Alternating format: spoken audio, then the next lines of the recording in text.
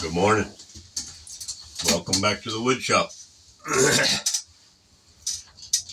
Before we get started on our story for today, I've got another box I'm working on. Now you'll notice that's got some funny ridges and whatever in it. That was a piece of old baseboard. I mentioned to you before that we pulled a bunch of old baseboard out of a barn that's been cleaned up, been laying up in a rack for years. And they had a bonfire going out back, and they was going to burn all that stuff. And me being a scavenger that I am, I said, I'll just take that home and I'll use it. And I have. I've used most of the flat with the fancy edges on it. I'd cut the fancy edge off, make a picture frame or whatever, and I use the flat for other things. But I had just one board about 7 or 8 feet long. And I said, man, what in the world am I going to do with that? But I just can't stand the thoughts of throwing stuff away if it can be used. And a few days ago, I pulled it out, and it had eons of dust and spider webs and whatever on it. And I just kind of brushed the worst of it off and used this compound miter to turn up on edge and to cut 45s. Because with all those ripple edges, I just didn't figure I could do a halfway decent job of doing the finger joints. And I thought, well, I'll see if I can 45 it and just do a glue up like that. Well, actually, it worked out really well. It came together much better than I thought it would. My whole point of bringing this up is life is sometimes full of trash. Sometimes things didn't go like you thought it was going to, or you hoped it would, or you planned for it to. And sometimes folk I saw a headline this morning that was shocking. And every week things like this are going on in our country now. In one city, in 7 months, 5 police officers committed suicide. That's a shocking event in our country. It shouldn't be happening. But people are finding that their life is such a mess that it's just scrap. They can't fix it. They don't know what to do with it. And so they throw themselves on the scrap heap of suicide or drugs, which eventually leads to suicide in various ways. Look, life can get rough. My life has been rough at times. There's a way to fix it, though. I'm not going to preach at you very much, at least.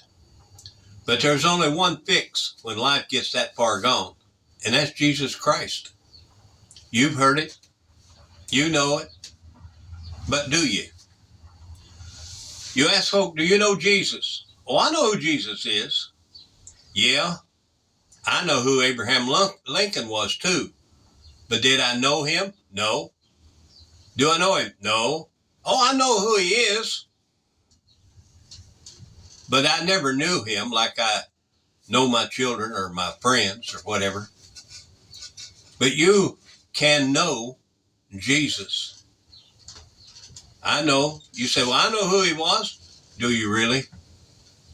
Do you really know who Jesus was? I'm not going to take the time to explain it right now, but eventually we will. We know one thing for sure. Jesus came from God the Father. He came for one reason, to die in your place and mine. Because the wages of sin is death, and we've all sinned. And we couldn't pay our own price. And I'll let you mull on that, and we get on with our story for today. I've been telling a few stories just of immediate family members, my wife's dad and mom. And I told Dad's story last week, just sketchy, not everything. And today we're talking about Joesphine. Joesphine was my mama. Now between mom, dad, and God, and the world, and the rough knocks that it throws at you, I am who I am today. But I put an awful lot of credit where it belongs, and that's on my mama.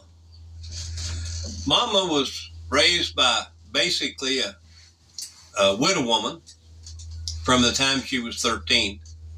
Uh, Mom's dad was a blacksmith that went blind from staring at the hot coals and hot metal, and I don't know what he was. He went up bedfast in his later years. I never knew why, and he died when Mom was 13. And they had a little tiny farm down on the hills of Kentucky. They had one horse and a bunch of chickens and a garden. Always had a beautiful garden, and they worked hard. And Mom grew up like that. In later years, Granny, we called her, Mom's mother, had a boyfriend that was around a lot, but he didn't amount to much in their life.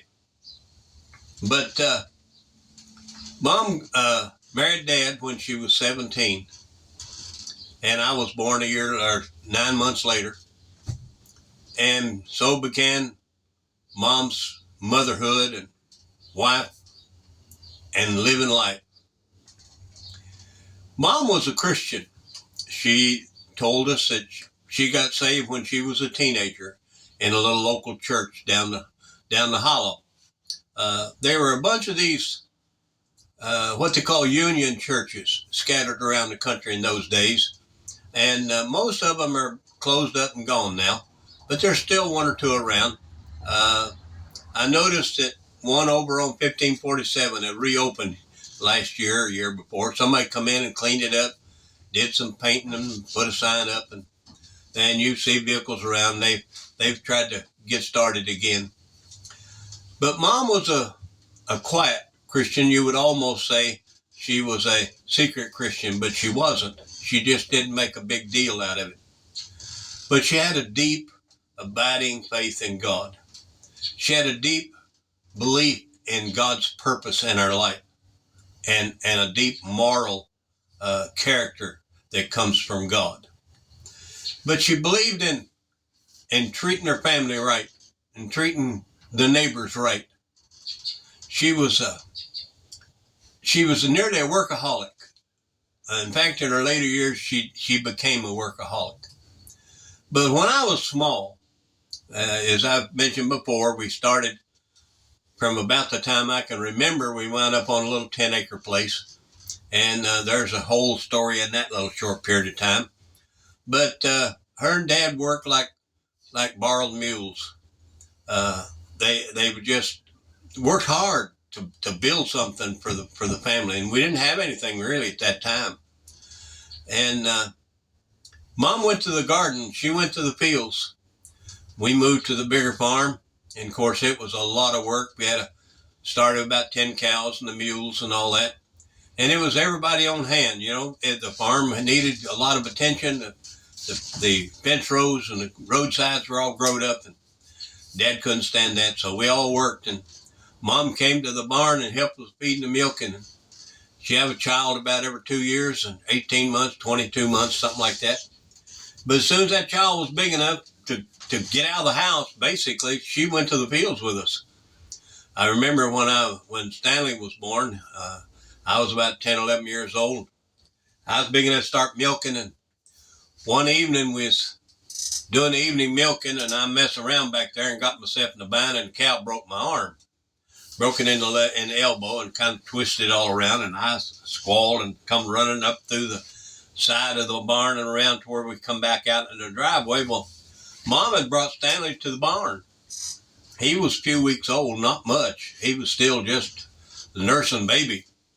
And Cindy, my sister, kind of halfway between me and Stanley, she was out there.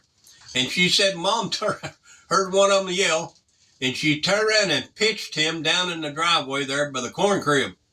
She said she didn't lay him down, she pitched him. One's squalling, I gotta go. And she met me as I was coming over the barn seal out of that side shed, out in the driveway. And of course, I was all twisted over at one elbow, turned around, and she grabbed me by the wrist and put one hand in right here, and she grabbed that wrist and she yanked and twisted and popped that elbow back in place almost. and they didn't quite go all the way in.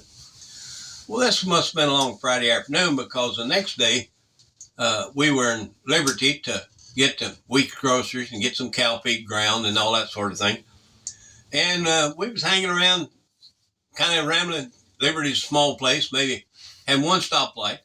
And we would along, about the time everybody knew it was time to start gathering up to get ready to go home, we'd all kind of gather up down there around those corner store there at the stoplight. There was a dime store and an IGA and some other kind of little store there in the corner. And I came down there, and Dad took one look at me, and that elbow was turning black, nearly. It was really looking ugly. He said, "Oh, that's it. We're going to the doctor." Well, down the street, about a half a block on the other side of the street, there was 20's doctor's office. Took me down there, and I'm not going to go into the agony of what went on there to set that arm. But anyway, that's just one of the things that happens. A farm is a dangerous place. A working farm is. And you always having cuts and gouges and bruises, and some of them get pretty severe. You can get hurt bad on a farm, even paying attention. Dad was always after us, and Mom too said, "Watch it now, that'll hurt you. Pay attention. Be careful." And Mom talked about the time when she was a teenager. Of course, they cut firewood for the heating stove and for the cook stove, and she was chopping firewood, and something glanced off, and she was barefooting actually, and hit the top of her foot with a chopping axe, and I mean cut it bad. Well, somebody was around, had a car, and they grabbed a handful of ashes out of the stove and slapped on that and wrapped that foot in a towel, put her in the back of the car, and put her foot in a wash pan. And they nearly filled that wash pan up before they got to Liberty. Nearly bled to death. It's just an illustration that things can go bad real quick, and you have to be ready to deal with it as it happens. I remember our medicine cabinet, if we'd had one, and maybe we did, I can't remember for sure, but there wasn't much around. There was usually a little tin of salve of some sort, and there was usually a little blue jar of Vicks salve. Mom used that for on the chest when you had a cold, or sticking in your nose so you could help you breathe. I hated that stuff and still do. My wife uses that when she gets sick, and I say, "You just go on off in your part of the house now till you get over that." I can't stand that stuff. But that's what was in our medicine cabinet. The other thing that stands out, we always had a bottle of isopropyl rubbing alcohol. That is the go-to for any cut or anything that opens up so that you can get germs in the skin. The first thing we do is pour that in there. Now, you talk about lighting your fire, doing the dance and the yell and a whole lot of other things that really not nice. Alcohol was the go-to to kill germs and all that sort of thing. And then you'd tear up a white rag, put some salve on it, wrap it up, and go on about your business. Well, Mom she was just quiet. Now, she had a voice that I've told before. She could reach out and touch you with a voice. She had a soprano voice when she started singing or yelling that could really reach out there. But when she talked, she had a low-pitched voice, and it was calm. But she would say, "Now, Stevie, if you want to live and do well, you better hear what I'm saying." That was not an idle threat. You might live, but you weren't going to do well if you didn't pay attention. She would meet you out wherever it was, and I've mentioned this before. She believed strongly in a long keen switch. It was the get your attention thing, to tell you to pay attention and remember what I said. But then when it was over, it was over. There wasn't a bunch of yelling and threatening. It was a quiet assurance that things were all right.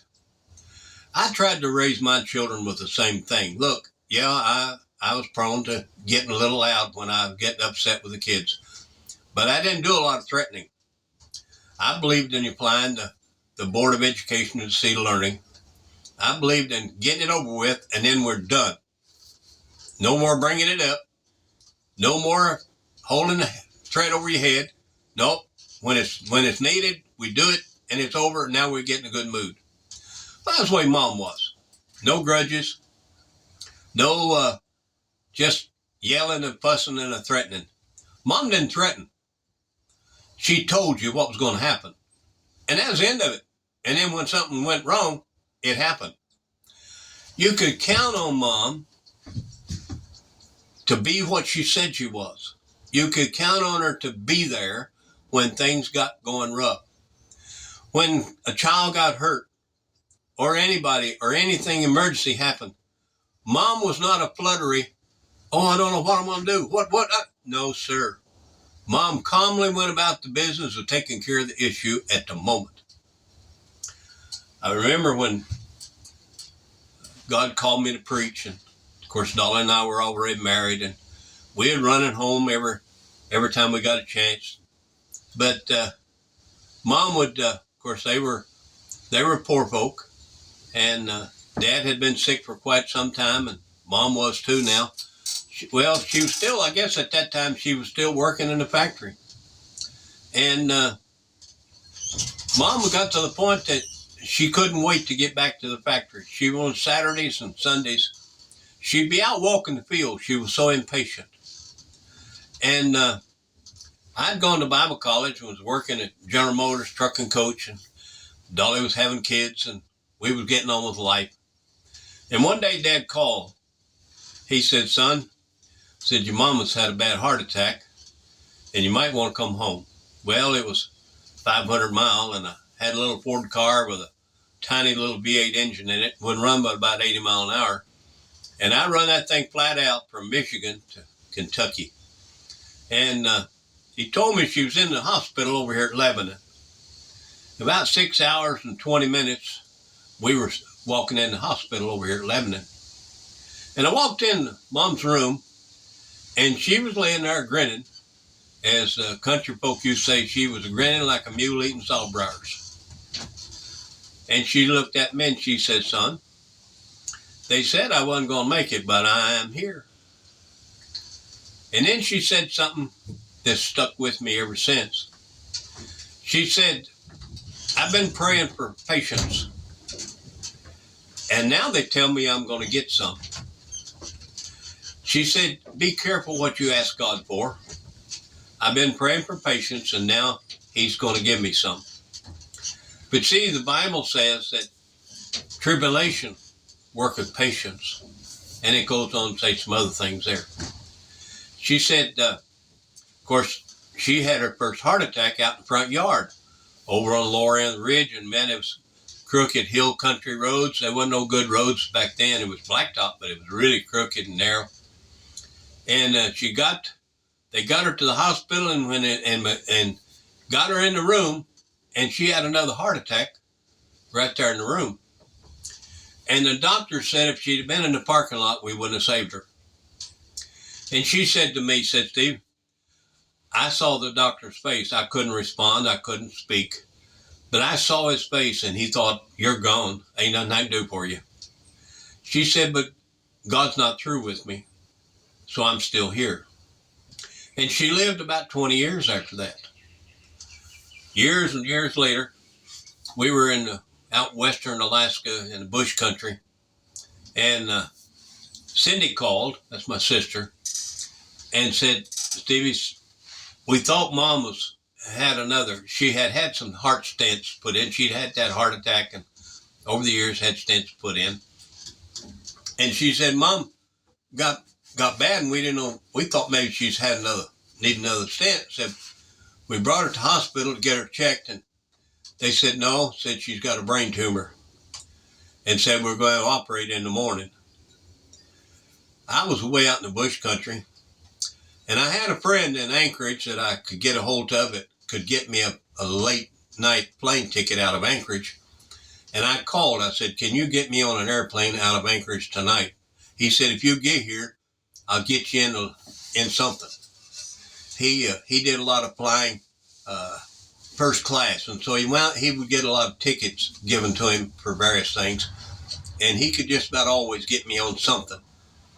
But it was a windy time in Alaska that afternoon, and the last plane out of the bush was a little 7 or 8 passenger, maybe a 10 passenger twin engine airplane, and I kind of semi knew the pilot from firefighting days out there.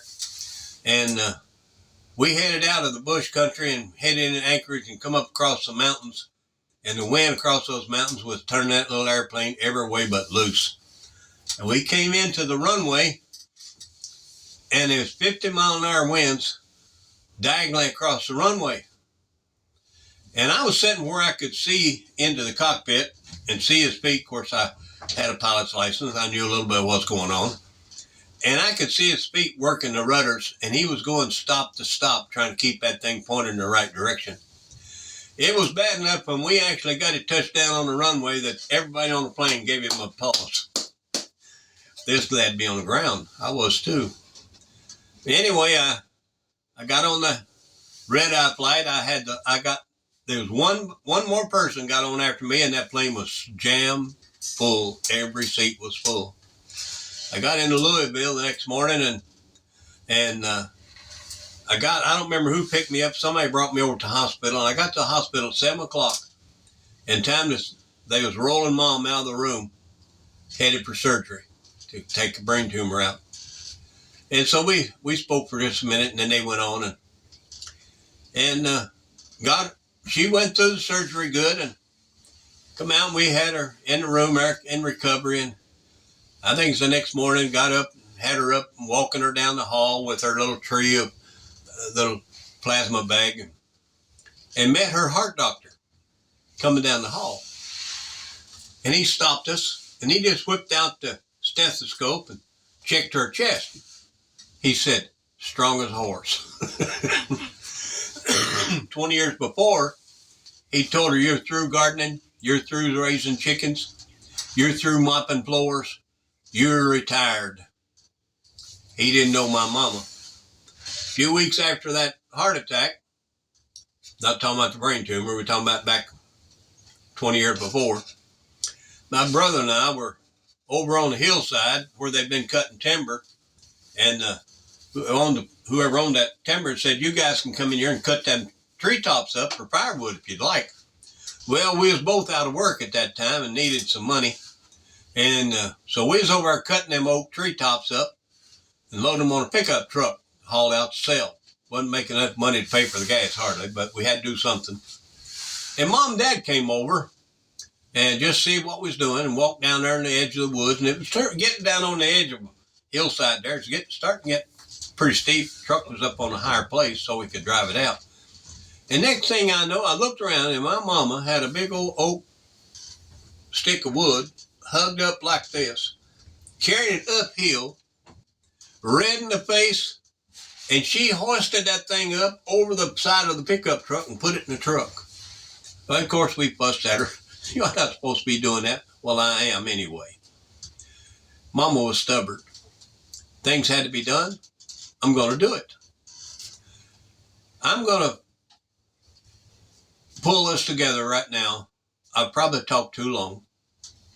I just wanted to give you a profile of a Christian that don't make a big deal about her religion, but her life made a big deal about her God. And I am who I am today mostly because of my mama's faith. Look, I hope that if you're not a Christian and if you happen across this, that you'll think long and hard. Not too long, because life's short. And you got no promise that we'll both wake up tomorrow. When I go to bed at night, of course, I've got heart problems and age. I'll be, 76 here in a few days. I'm aware that when I lay down, I may not wake up. Now, everybody's got that situation, but sometimes your life gets to the point time's getting short. And sometimes folks' life is short and they don't know. So don't take that chance. Go talk to God. Ask Him to forgive you, not because of who you are, but because of who Jesus is. Because it's because of what He did that any of us have any hope of heaven. And He is my hope. He's everything. Love you. Thank you for your time. This is Steve. Talk to you next time, perhaps.